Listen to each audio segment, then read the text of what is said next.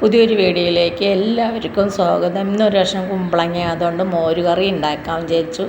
കുമ്പളങ്ങയൊക്കെ തൊലി കളഞ്ഞ് നന്നായി നുറുക്കി നമ്മളൊരു കുക്കറിലാണ് വെക്കുന്നത്. നമ്മൾ തൊലിയൊക്കെ കളഞ്ഞ് കഴുകി വൃത്തിയാക്കിയിട്ട് നമ്മൾ കുക്കറിലേക്ക് ഇട്ട് കൊടുത്തു. കാ ടീസ്പൂൺ മഞ്ഞൾപ്പൊടി, അര ടീസ്പൂൺ മുളക് പൊടി, പാകത്തിന് ഉപ്പും,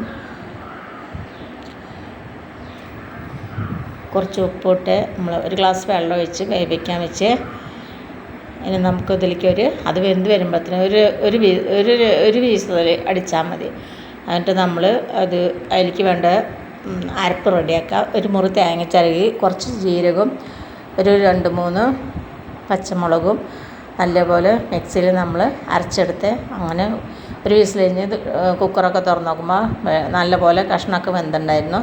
നമ്മൾ അരപ്പ് അതിൽ ചേർത്ത് എന്നിട്ട് നമ്മളൊരു ഗ്ലാസ് തൈര്, നല്ല പുളിയുള്ള തൈരാണേ, അപ്പോൾ ഒരു ചെറിയ ഗ്ലാസ്സിന് ഒരു ഗ്ലാസ് തൈര് മിക്സിയിൽ നല്ലപോലെ അടിച്ചിട്ട് നമ്മൾ കറിയിൽ തേങ്ങ അരച്ചത് തിളച്ച് വന്നപ്പോൾ നമ്മൾ അതിലേക്ക് ഒഴിച്ചു. അങ്ങനെ നമ്മൾ തൈര് തിളയ്ക്കാൻ വേണ്ടി നിന്നല്ലോ, തൈര് ഒഴിച്ചു. ഒന്ന് ചൂടായി വന്നപ്പോൾ നമ്മൾ കറി വാങ്ങിച്ച് നമുക്ക് അതിൽ നിന്ന് വറവിടാം. ഒരു ചീനച്ചട്ടി അടുപ്പത്ത് വെച്ച് അതിലേക്ക് കുറച്ച് എണ്ണ ഒഴിച്ച് കടുക് ഇട്ടു, ഉലുവ ഇട്ടു, ഒരു 3 ഉണക്കമുളക് പൊട്ടിച്ചിട്ട് കുറച്ച് വേപ്പിൻ്റെ ഇല ഇട്ട് അത് നല്ല മൂത്ത് വരുമ്പോൾ നമ്മളത് കറിയിലേക്ക് ഒഴിച്ച്.